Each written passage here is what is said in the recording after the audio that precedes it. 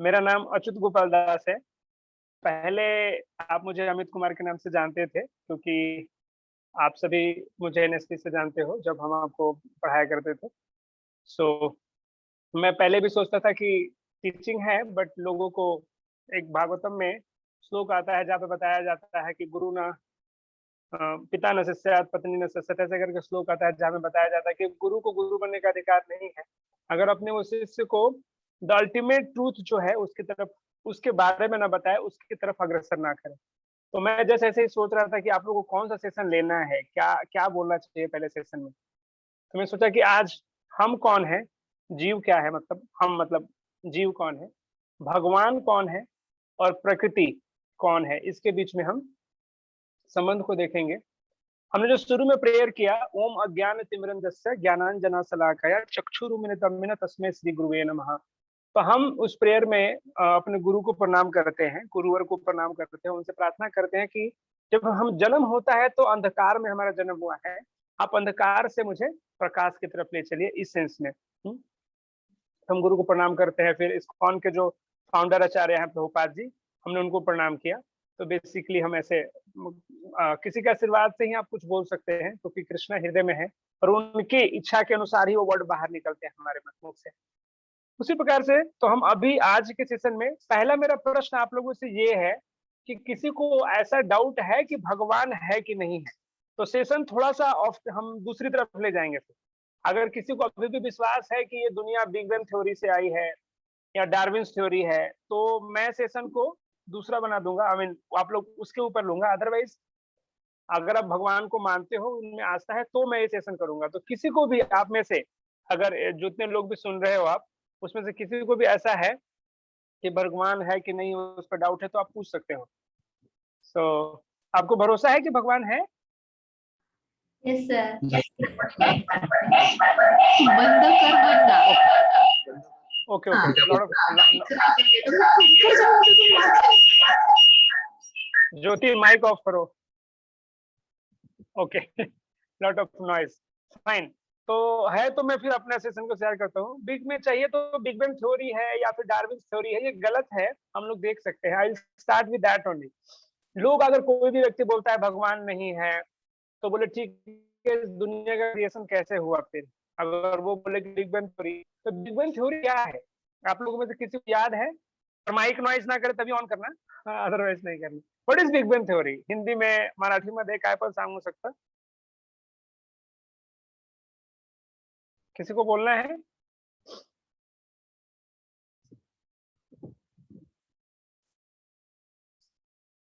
Fine. काजल सोच रही है लेकिन बोल नहीं रही है, ठीक है। तो बिग बैंग थ्योरी में बोलता है कि इस दुनिया का निर्माण कैसे हुआ, क्रिएशन कैसे हुआ। तो एक बहुत बड़ा विस्फोट हुआ, एक बहुत बड़ा विस्फोट हुआ। और विस्फोट के पीछे क्या बताते हैं कि एट इनफाइनाइट टेम्परेचर, टेम्परेचर कभी इनफाइनाइट नहीं हो सकता, बट स्टार्टिंग से कहते हैं कि eight infinite temperature, mathematically immeasurable, physically indescribable, ऐसे ऑब्जेक्ट एक साथ है और ऐसा ब्लास्ट हुआ कि ये बिग बैंग, इस बैंग हुआ और इससे पूरी दुनिया आई, ऐसा उनका कहना है। जो कि गलत नहीं है, क्योंकि गलत है, क्योंकि अगर आप कोई भी चीज को बैंग करते हो तो क्या अच्छी चीज आ सकती है, आप देख सकते हो। मान लो अगर बिग बैंग थ्योरी से अगर हम सही माने, तो क्या करेंगे कि 10-10, 50-50 रुपए के, आई मीन 10 रुपए, 2 रुपए, 5 रुपए के सिक्के एक साथ रखेंगे और ब्लास्ट करेंगे, तो बहुत अच्छा अमाउंट आना चाहिए, बहुत सारा पैसा आना चाहिए। लेकिन ऐसा होता नहीं है। और किसी कारण से हम मान भी ले कि बिग बैंग हुआ था, तो जैसे कि ब्लास्ट करने के लिए कोई एक व्यक्ति चाहिए, उसी प्रकार से बैंग करने के लिए कोई ना कोई पहले से होना चाहिए। क्योंकि न्यूटन का प्रथम नियम क्या है? याद है Newton first law? Every action has reaction. This is third law, that is third law. Newton के पहले नियम के अनुसार कोई भी व्यक्ति अगर मूव कर रही है तो मूव करते रहेगी जब तक कोई उसे रोके ना, कोई इनर्शिया ना लगे। और कोई भी बिना किसी फोर्स के स्टार्ट नहीं कर सकती, ये है मोटा मोटी। और भी कुछ उसके स्टेटमेंट होंगे, तो उसके हिसाब से बिग बैंग हो ही नहीं सकता, क्योंकि कोई ना कोई इनिशिएट करने वाला होगा उसको, तभी तो हुआ ना। अगर कोई उसको इनिशिएट करने के लिए है तो बैंग के पहले है, मतलब क्रिएशन के पहले वो आ गया, तो वो कौन था वो पर्सन? अगर क्रिएशन बैंक से हुआ है तो क्रिएशन के पहले वो कौन था? क्रिएट द पर्सन जिसने बैंक किया।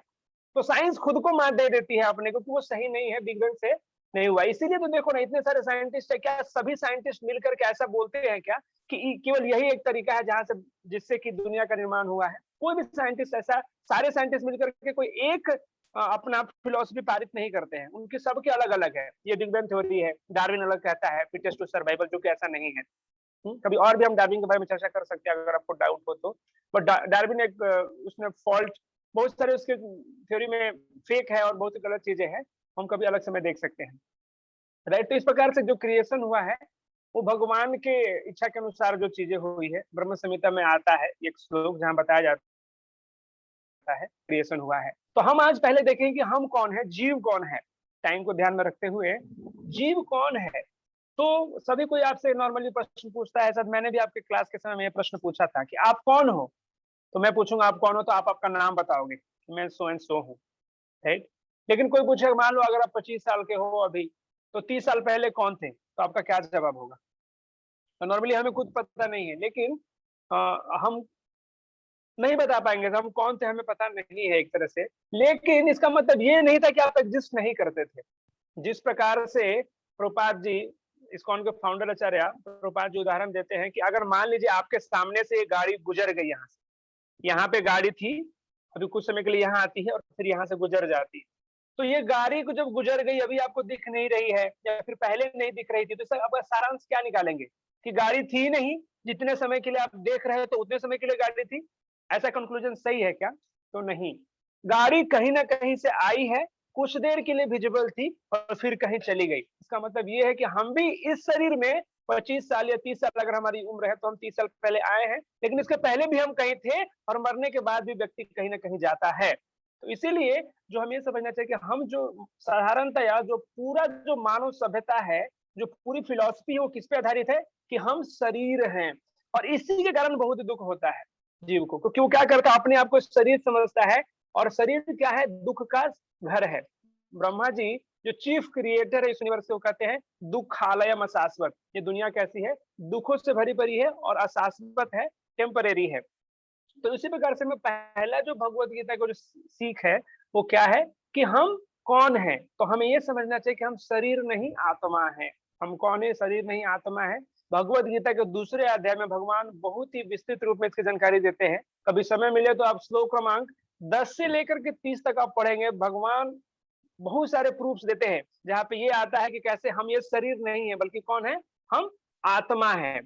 कुछ अगर आप अगर डिस्कस करना चाहोगे तो कर लो। तो पहला जो रीजन आप डिस्कस करोगे कैसे हम शरीर नहीं आत्मा है, वो है हमारा कॉमन सेंस। कॉमन सेंस के आधार पे आप जान सकते हो कि आप शरीर नहीं आत्मा हो। कैसे?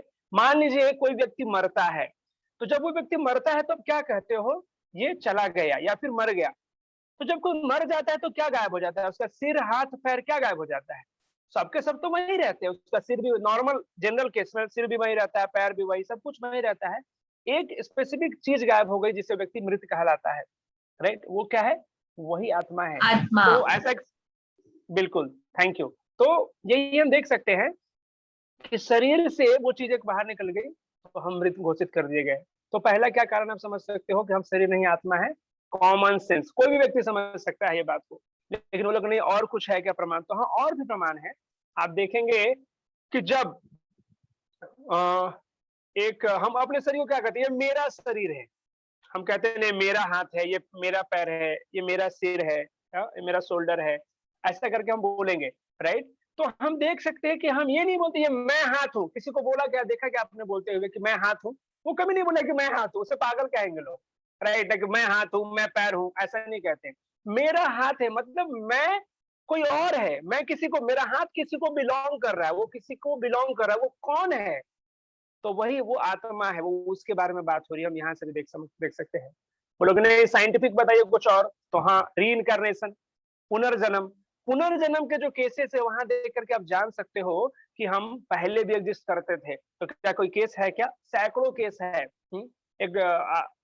एक बुक है, मैं बुक का नाम भूल रहा हूँ, बट उस बुक में सैकड़ों हजारों केसेस है जहाँ पे रीइंकार्नेशन, पुनर्जन्म के बारे में बताया गया है। उसमें से एक दो हम स्टोरी लेते हैं। एक शुक्ला नाम की लड़की थी, जो कि इंडिया की ही थी। उसका जब जन्म होता है तो वो बस अभी 5-7 साल की ही थी। आप इंटरनेट पे भी टाइप कर सकते हो रीइंकार्नेशन शुक्ला स्टोरी, तो आपको मिल जाएगा। तो वो जो लड़की रहती है बहुत छोटी रहती है, उसके बावजूद भी वो क्या कर रही थी, अपने पिछले जन्म में अपने पति कौन था, घर कहाँ था, परिवार कहाँ था, सबको याद करती है। इसको वेरीफाई करने के लिए लोगों ने इसको उस गांव में लेके गया, वो सबको पहचानती है और कहती है। तो उसके जो ससुर और वो दूसरे लोग तो मानते हैं कि हाँ सच में वही लड़की है, लेकिन इसका फिर से जन्म हुआ है। बोले इंडिया में ऐसा हुआ है, विदेशी लोग नहीं मानते, नहीं वो भी मानते हैं। एक जो पहला वर्ल्ड वार हुआ था, उसमें जो प्लेन क्रैश हुआ था, उसका जो एक जेट प्लेन का फाइटर था, उसका भी जन्म होता है अगले जन्म में। एक छोटा बच्चा रहता है, और 5-6 साल का छोटा बच्चा जो कभी प्लेन के बारे में नहीं जानता, दैट ऑल्सो फाइटिंग प्लेन के बारे में कुछ नहीं जानता, वो सब कुछ बताता है। यहाँ से बम ड्रॉप होता है, यहाँ से ये सीट है, ये फ्लाइट के नाम है, वगैरह वगैरह।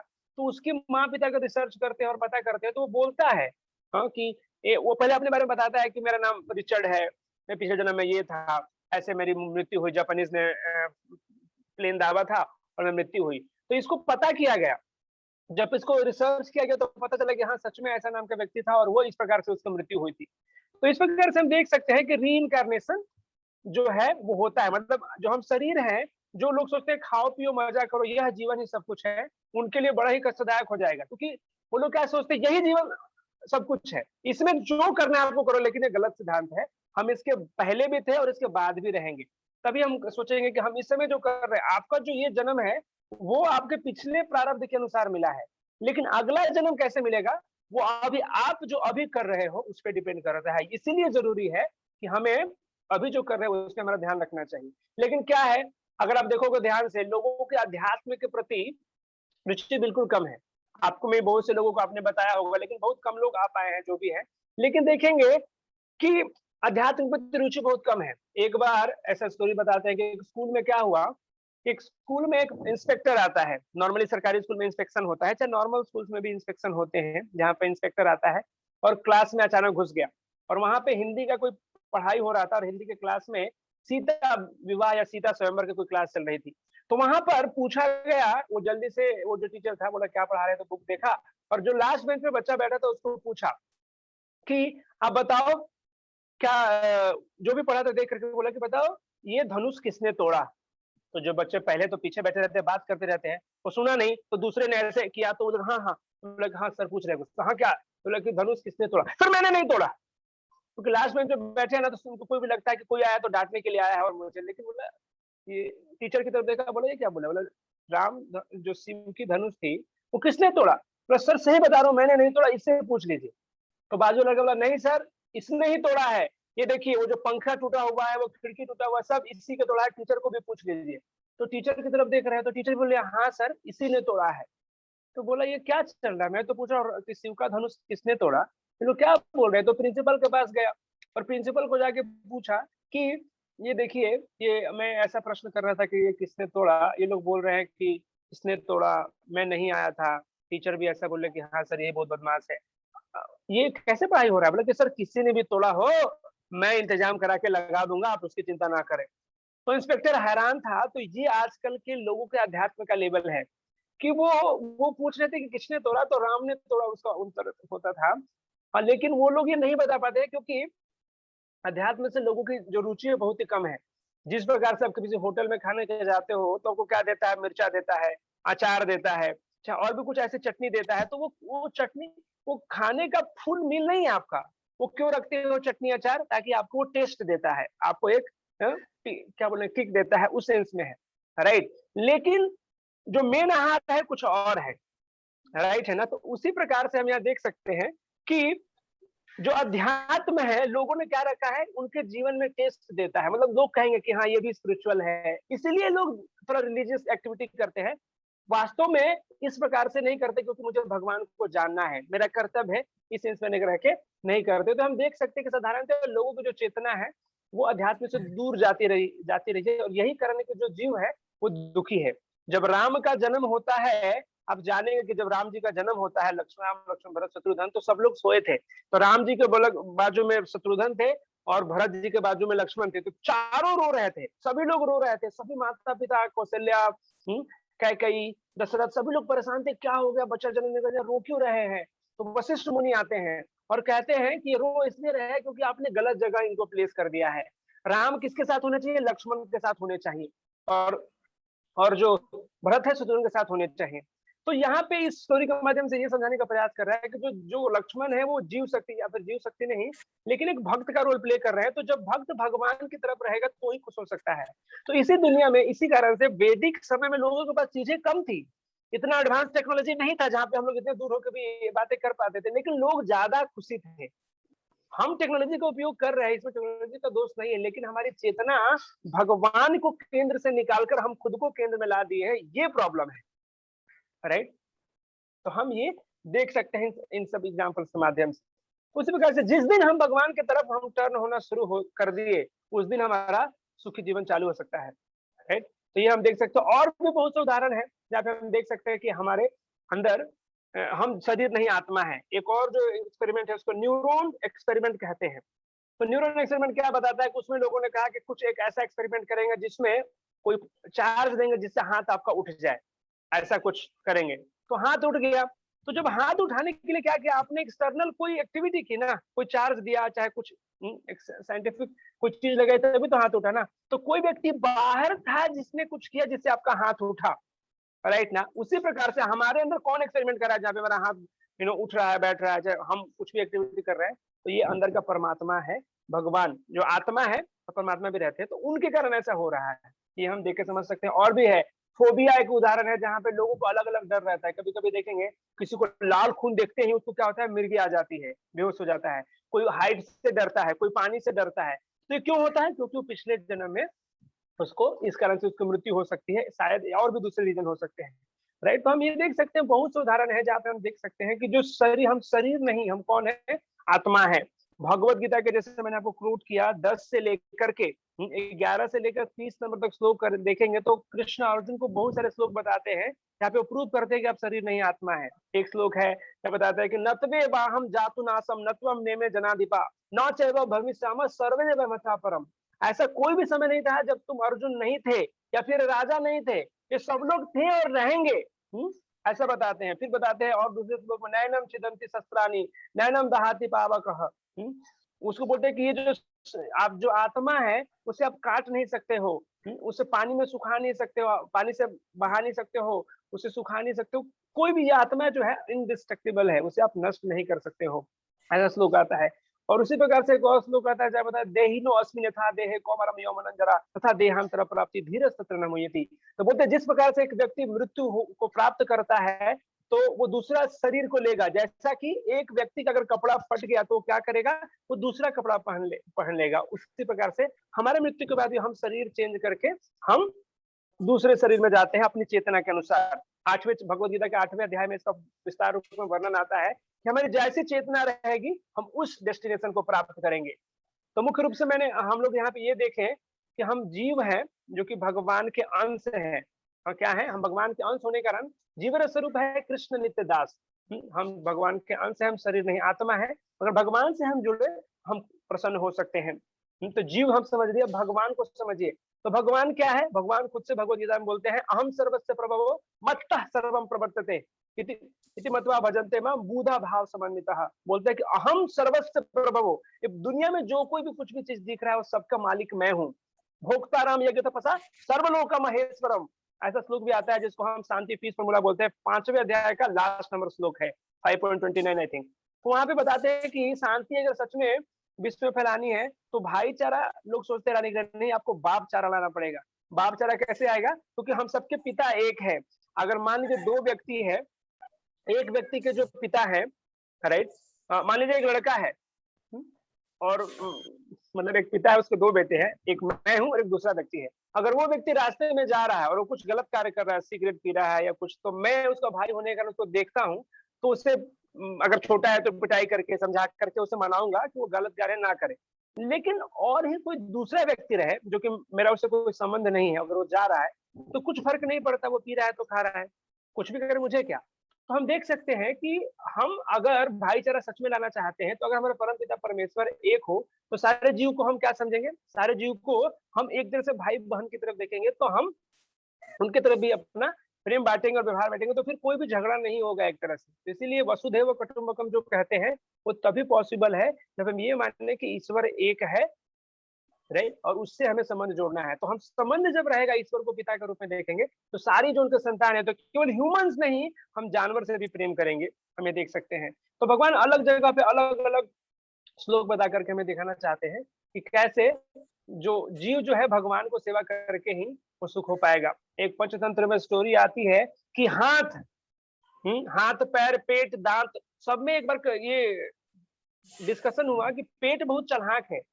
हाथ बोला मैं खाना बनाता हूँ, पैर बोला मैं मार्केट जाता हूँ, दांत बोला मैं चबाता हूँ, और एंजॉय कौन करता है? तो उन्होंने सोचा कि पेट एंजॉय करता है, पेट मजे लेता है। तो हमने कहा हम लोग पेट को सबक सिखाएंगे। क्या करेंगे पेट को? तो पेट को हम लोग भूख हड़ताल कर देंगे, उसको खाना ही नहीं खिलाएंगे, मजा आएगा उसको।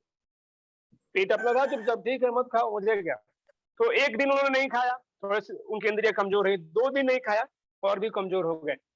तो उसके बाद उनको पता चला कि हाँ क्या है, अगर हम इन हाथों से खाना बना करके दांत से चिबाकर पेट में देंगे और जब पेट में जाएगा खाना, उससे इंद्रियों को शक्ति मिलेगी और फिर से सारा काम कर सकते हैं। तो जिस प्रकार से अगर पेट को आप खाना खिलाओगे, पेट के भले के लिए नहीं, खुद के भले के लिए, तो उसी प्रकार से अगर हम भगवान की सेवा करें तो भगवान को सेवा करने से ही आपको हर एक जीव को सेवा कर सकते हो। वास्तव में अगर सही अर्थों में समझ कर करोगे तो। भगवद गीता के एक और भगवद गीता भागवतम में एक श्लोक आता है जहाँ पे बताया जाता है कि यथो तरुर मूल निषेचनेना। तो उसमें बताया जाता है कि एक पेड़ जो है, पेड़ के हम कहाँ पानी डालते हैं? उसके फल में, फूल में, टहनी में कहाँ डालते हैं? हाँ, जड़ में डालते हैं। क्यों? क्योंकि जैसे आप जड़ में डालते हो तो वहां से सीधे पानी फल में, फूल में, डाली में, पत्ते में सब जगह पहुंच जाता है। आपको एक्सटर्नली हर एक जगह पानी देने की जरूरत नहीं है। उसी प्रकार से अगर हम भगवान की सेवा करेंगे तो सब तक डिस्ट्रीब्यूट होता है, हम ये देख सकते हैं, राइट। तो ये है, लेकिन जीव क्या है, भगवान से दूर भाग रहा है। जब जीव भगवान से दूर भागेगा तो क्या होगा? 3 ताप है, त्रय ताप है, आदि दैविक, आदि भौतिक, अनाध्यात्मिक। इसके चक्कर में आ जाता है। आदि दैविक क्या है? Miseries due to natural disaster. जैसे मान लो कोरोना का समय, कोरोना तो खैर ह्यूमन मेड है, बट चक्रवात आता है, सुनामी आता है, भूकंप आता है, तो ये देव के कारण आता है, प्रकृति आपदा बोलते हैं इसको। तो मिजरीज क्या है? जिसको भगवान के या प्रकृति आपदा के कारण नहीं है, ऐसा समझ सकते हैं। तो ये आपको ताप है जिसको आप अवॉइड नहीं कर सकते हो। फिर क्या है? फिर आता है miseries due to other living entity, आदि भौतिक क्लेश। हाँ, जिसमें दूसरे जीव, जैसे कोरोना आपको परेशान कर रहा है या कोई दूसरा आपका दोस्त आपको परेशान कर रहा है, तो आदि भौतिक क्लेश। आध्यात्मिक क्लेश, misery due to our own body and mind. हमारा मन भी कभी कभी बहुत परेशान करता है। तो इस प्रकार से जो 3 ताप है आपको हमेशा ट्रबल करते रहेंगे, आप देखेंगे। तो इससे बाहर आना है तो क्या कर सकते हैं हम? देवेशा गुणामयी मम माया दुरतया मामेव प्रपद्यन्ते माया में ताम तरन्ति। तो भगवत गीता के 7वें अध्याय में भगवान कहते हैं कि देवे ईसा गुनामयी मम माया दुरत है। बोलते कि मेरी जो माया है, जो मेरी एनर्जी है, वो बहुत ही स्ट्रांग है। आपके जीव अपनी शक्ति पे उसे पार नहीं पा सकता है। उसी के अगले श्लोक में कहते हैं माँ में बनते माया में तम तरंती थे। अगर आप मुझे सरेंडर कर देते हो तो मैं आपको शक्ति दूंगा जिससे कि क्या करोगे? आप उससे बाहर आ सकते हो। ये भगवान वहां पे बताते हैं, राइट। तो उसके द्वारा ही मान सकते हैं। त्रैगुणिया विषयावेदा निस्त्रय गुणो भव अर्जुना निर्द्वंद्व नित्यसक्तो निर्योग क्षमा आत्मवान। तो भगवान अर्जुन को बताते हैं कि इन 3 गुणों से बाहर निकलो अर्जुन। जो वेदास है वो 3 गुणों के बारे में बताते हैं। तो इस प्रकार से दुनिया में जो इस तरह की चीजें बताई गई उसमें बाहर निकल कर जो भगवान जो प्रिंसिपल बताते हैं उसे फॉलो करने का प्रयास करना चाहिए। आदि शंकराचार्य भी इसी को बताते हैं। भले ही उन्होंने इम्पर्सनल बिहेवियर को, इम्पर्सनल फीचर को प्रकाशित किया हो, लेकिन वो क्या कहते हैं? संप्राप्ते सन्निहिते काले नहीं नहीं रक्षति डुकुरिन करने भज गोविंदम भज गोविंदम भज गोविंदम मूढ़मते। ऐसा एक सॉन्ग है, आप सबको पता है। तो बताते हैं, ये क्यों गाते हैं? एक जीव था, एक व्यक्ति था, बहुत ही बूढ़ा हो चुका था और चरपाई पे लेटा हुआ था और क्या कर रहा था? डुकरीन करने डुकरीन करने डुकरीन करने। ये डुकरीन करने क्या है? तो संस्कृत का एक कोई भाग है जिसको याद कर रहा था। शंकराचार्य अपना सिर पीटते हैं, बोलते ये व्यक्ति मरने वाला है लेकिन अभी भी इसकी आस्था कहाँ लगी हुई है? तो पैसा कमाना है। हाँ, ये करना है, वो करना है, नाम करना है। उसी प्रकार से इस व्यक्ति का क्या था, डुकरिन करना, एक ग्रामर का कोई चीज याद करना है। बोले कि ये रक्षा नहीं करेगा, भज गोविंदम, भज गोविंदम, गोविंदम भज मूढ़ मते। तो वहां पे वो श्लोक आता है जहाँ पे आदि शंकराचार्य इसको बोलते हैं। तो इस प्रकार से हमें समझना चाहिए कि हमारा, अगर हमें सच में प्रसन्न होना है तो हमें हमें खुद को जानना है, भगवान के साथ हमारे संबंध को जानना है, उससे हम पूर्ण रूप से हम सुख हो सकते हैं। तो कोई सोचेगा कि भगवान से संबंध कैसे स्थापित करें, तो जिस प्रकार से हम एक दूसरे को 10 नंबर के मोबाइल नंबर पे अगर डायल करें तो पहुंच जाते हैं, उसी प्रकार से भक्ति विनोद ठाकुर कहते हैं कि ये जो गोलोक प्रेम धना हरि नाम संकीर्तना, जो हरि नाम संकीर्तन है गोलोक वृंदावन से यहाँ पे आई है, वो मंत्र क्या है, हरे कृष्णा कृष्णा कृष्णा हरे हरे, हरे राम राम राम हरे हरे। तो ये क्या है, ये हरे कृष्ण महामंत्र है, ये कलयुग का युग धर्म है। कलयुग में बताया गया है कलुर दो संदेजागन अस्ति एक महान गुना। तो कृष्ण कीर्तन बोलते हैं इसमें कि कलयुग में महान अवगुण है, महान दोष है, अस्ति एक महान गुना क्या है, कृष्ण कीर्तन। भगवान कृष्ण का अगर कीर्तन करेंगे, मुक्त संग परम प्रजेत, आपको मुक्त आत्मा बना सकती है। अगर किसी व्यक्ति को भी स्ट्रेस है, ये है, तो उसको वो तो आउट क्या बोलेंगे, उसको बाई प्रोडक्ट्स रहेंगे भगवान के नाम का जप करने से। मुख्य रूप से हमारा भगवान के साथ संबंध स्थापित होगा। एक श्लोक में बताया गया है जीवन स्वरूप है कृष्ण नित्य दास। इसका मतलब क्या है कि जीव बाय डिफॉल्ट क्या है, भगवान का दास है, और उसका एक्टिविटी क्या है, टू लव एंड सर्व, प्रेम करना और सेवा करना। किसका, ये हमारा फ्री विल होता है। हम अगर हम जीओडी गॉड की सेवा नहीं करते तो डीओजी डॉग की सेवा करनी पड़ती है। तो हमारा चॉइस है हम किससे सेवा करना है। अब विदेश में देख सकते हैं जो विदेशी लोग जो रहते हैं, उनको क्या है, भगवान की तरफ नहीं मुड़ पाते, बाद में उनके सभी सगे संबंधी छोड़ देते हैं, तो कुत्ता के पीछे दौड़ते रहते हैं, उसका पोटी पेशाब करते हैं। इस प्रकार से हम देख सकते हैं कि हमें ऑप्शन है, हम भारतीय होने के कारण हमें अवसर प्रदान है बहुत साधु संत के कारण। आप सभी महाराष्ट्र के हो मैक्सिमम लोग, आप जानते हो संत तुकाराम महाराज ऐसे महान महान संत हुए जिन्होंने दिखाया है कि भगवान को कैसे प्राप्त करना है। संत तुकाराम महाराज तो सह देह के साथ वो भगवान के धाम चले जाते हैं, देहू में, आप सबको पता है।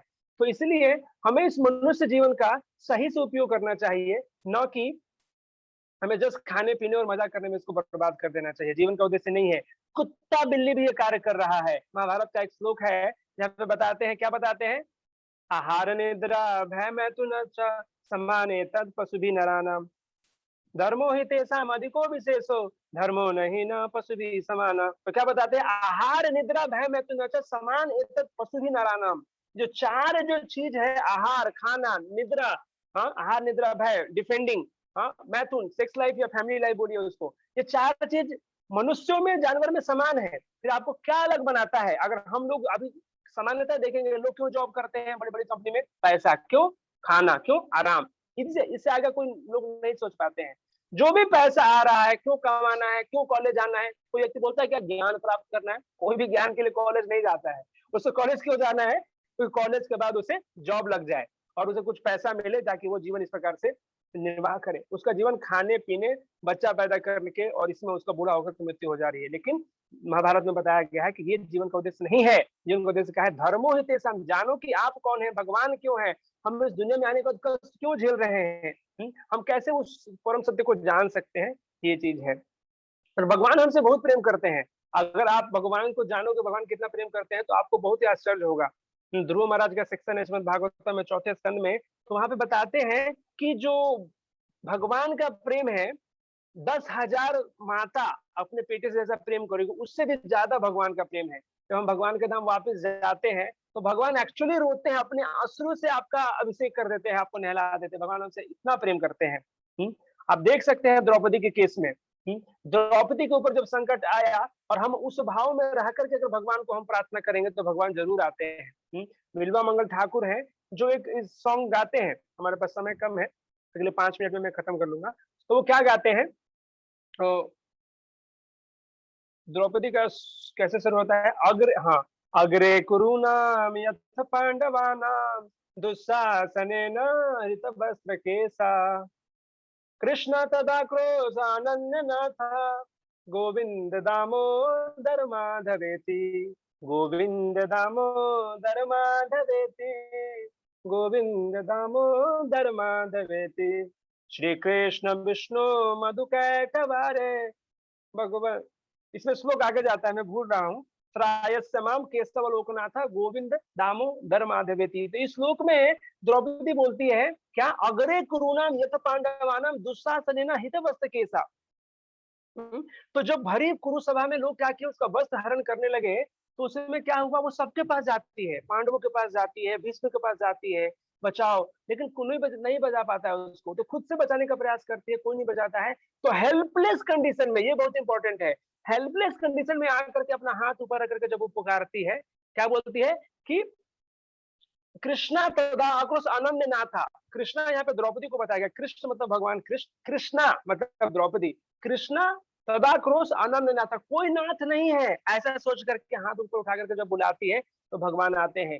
त्रायस्य माम केशव लोकनाथ गोविंद दामोदर माधवेति, वो गोविंद हे दामोदर हे माधव करके जब बुलाती है, भगवान तुरंत आ जाते हैं उनकी रक्षा के लिए। तो उसी प्रकार से हमें भी अपने जीवन में क्या करना चाहिए, क्योंकि हम शरीर नहीं आत्मा है, भगवान के अंश है, और जिस प्रकार से एक मछली पानी से बाहर रह करके कभी भी प्रसन्न नहीं रह सकती, खुश नहीं रह सकती है, उसी प्रकार से हम भगवान से अलग होकर कभी भी प्रसन्न नहीं हो सकते, खुश नहीं हो सकते हैं। क्योंकि मछली को आप पानी के बाहर निकाल करके कुछ भी दीजिए, आईफोन दीजिए, आईपैड दीजिए, किंडल दीजिए, हाँ मैकबुक दीजिए, कुछ भी दीजिए, मर्सिडीज बेंज दीजिए, क्या वो खुश हो पाएगी? नहीं। वो पुनः एक छोटे से पानी के तालाब में डाल दीजिए, वो बहुत खुश रहेगी। उसी प्रकार से ये जो जीव है, भगवान को छोड़ करके कभी खुश नहीं रह सकता है इस दुनिया में। अगर उसे भगवान से कनेक्ट हो जाए तो उसे थोड़े में भी बहुत ही प्रसन्नता मिल सकती है। ये देख सकते हैं किसे? भक्तों को देखिए, जो आज के डेट में बहुत से ब्रह्मचारी हैं, सन्यासी हैं, हाँ, जो कि किसके आश्रय पे जीवित रह रहे हैं? भगवान के आश्रय पे। वो कहीं पे कहीं जॉब नहीं करते हैं, हाँ, लेकिन भगवान उनको सारी चीजें दे रहे हैं। बोले ठीक है ना, उनको कोई दान दे रहा है। साउथ अफ्रीका में जाके देखिए, 40,000 बहुत सारे हाथी हैं और 100 टन 100 मन खाते हैं एक दिन का। कौन खिलाता है उन्हें? क्या कोई व्यक्ति खिलाता है? भगवान खिला रहे हैं। तो जिसने इस धरती पे हमें लाया है वो खिलाएगा, तो हमें उसका गुण गाना चाहिए और उनसे कनेक्ट होने का प्रयास करना चाहिए। नहीं तो हम महाराष्ट्र जैसे पुण्य भूमि में, पुणे जैसे पुण्य भूमि, हम आप लोग मैक्सिमम लोग पुणे में रहते हो अभी, तो उस पुण्य भूमि में रहने के बाद भी जो मूल कारण है हमारा इस जीवन में आने का, हम भूल करके पुनः से पुनरपि जननम पुनरपि मरणम पुनरपि जठने जैने जठने सैनम, हम फिर से जन्म लेंगे, फिर से मरेंगे, फिर से मां के पेट में जाएंगे और फिर से बाहर आएंगे। ये चक्र चलता रहेगा। लेकिन अब भगवान की भक्ति करके अगर हम भगवान के साथ संबंध स्थापित कर ले तो उन्हें हम समझ सकते हैं। और फिर 15वें अध्याय में भगवान बताते हैं, न तद्भासते सूर्यो न शशांक न पावकः यत् गतवान अनिवर्तन्ते तद धाम परमम मम। एक ऐसा जगह है जहाँ पे आप जब जाओगे तो वापस नहीं आना पड़ेगा। और वो कौन सा जगह है? तो भगवान बताते हैं कि वो मेरा धाम है, वो स्पिरिचुअल वर्ल्ड है, अध्यात्म जगत है। तो यहाँ पे ऑलमोस्ट शायद समय खत्म होने वाला होगा, तो मैं और भी बहुत सी चीजें बोल सकता हूँ, हम लोग डिस्कस कर सकते हैं इसके बारे में, लेकिन समय आपने आधे घंटे का ही रखा है और मीटिंग भी शायद खत्म हो पाएगी। तो मैं अपनी तरफ से यही बोलूंगा, और भी बहुत सी चीजें हैं, लेकिन मैं अपनी तरफ से भी यहाँ पे विराम देता हूँ। अगर आपको कोई प्रश्न है तो हम लोग और 5 मिनट डिस्कस कर सकते हैं, अगर किसी का कोई प्रश्न है तो। वेदांत प्रभु, और कितना मिनट बचा है मीटिंग एंड होने में?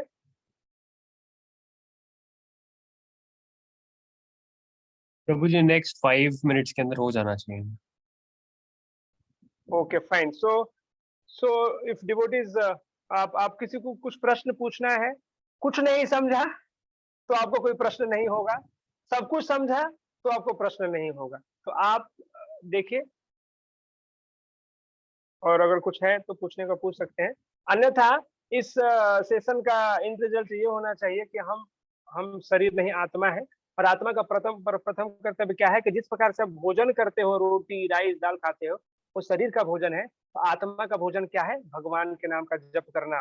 तो हमें 5 मिनट ही आप दीजिए, हम आपसे रिक्वेस्ट करेंगे कि भगवान का नाम 5 मिनट ही जप करना चालू कीजिए। कम से कम एक माला करेंगे तो कुछ 10 मिनट का समय मिलेगा आपको। मैंने हरे कृष्ण महामंत्र बताया और आप सबको पता है, तो जब करने का प्रयास कीजिए। ये ओपन चैलेंज है, अगर आप 6 महीने तक इसको कंसिस्टेंटली करने का प्रयास करोगे, आप एक डिफरेंट पर्सनालिटी के रूप में उभर सकते हो। जैसे कि आप देख सकते हैं, वेदांत हैं जो बीसीए या बीबीए की पढ़ाई कर रहे हैं पुणे से, ये भी लेकिन लॉकडाउन में, ये अभी इंदौर में है। तो ये खुद से ऑनलाइन के माध्यम से भक्तों से जुड़े और आज ये बहुत अच्छे से प्रामाणिक रूप से भक्ति कर रहे हैं, बहुत से प्रोग्राम में कनेक्टेड है, सेवा कर रहे हैं।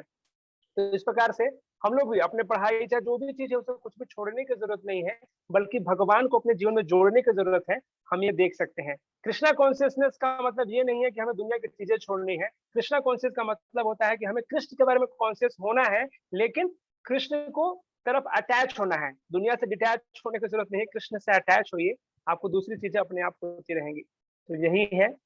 और आप प्रश्न पूछना है तो पूछ सकते हैं, अन्यथा कल हम फिर से थोड़ा 3 से 3:30 के बीच में मिलेंगे। काजल कुछ पूछना है? माइक वीडियो ऑन कर लीजिए सभी लोग, कम से कम अभी तो दर्शन हो जाए सबके। ऑन करने के लिए बोलो तो काजल करती है और बस। अच्छा चलो, रिद्धि ने भी किया।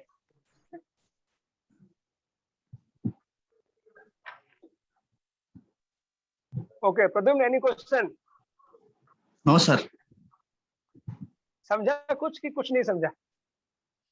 समझा सर, फिर से एक बार रिकॉल करूंगा, कल ओह पूछूंगा माय कुछ हुआ गॉड। तो। Okay fine. और किसी को ऊपर नीचे जो भी है? हाँ है ना। हाँ हाँ No Aarti, question, sir. Okay No question. अंकितान, ओके फाइन। सो कल आज मुझे 30 मिनट का समय था तो मैं जल्दी जल्दी में बहुत कुछ बोल गया। कल इसको फिर से थोड़ा और उसके ऊपर चर्चा करेंगे।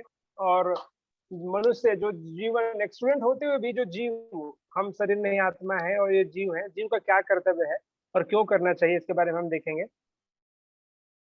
ठीक है, तो फिर से चर्चा करेंगे। नहीं तो क्योंकि अभी मीटिंग ओवर होने वाला है, तो राइट कल ही करना चाहिए कि अभी करना है?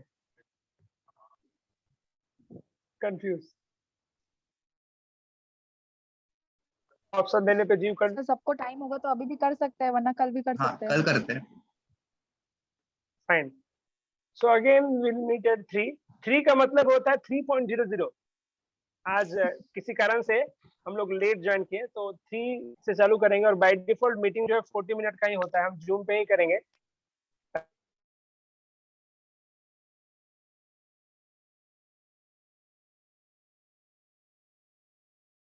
ताकि हम बाउंड थे। Fine, Okay, sir. Okay. Hare Krishna, will meet you again Hare tomorrow. Krishna. Thank you very Hare much for Krishna sir. Joining.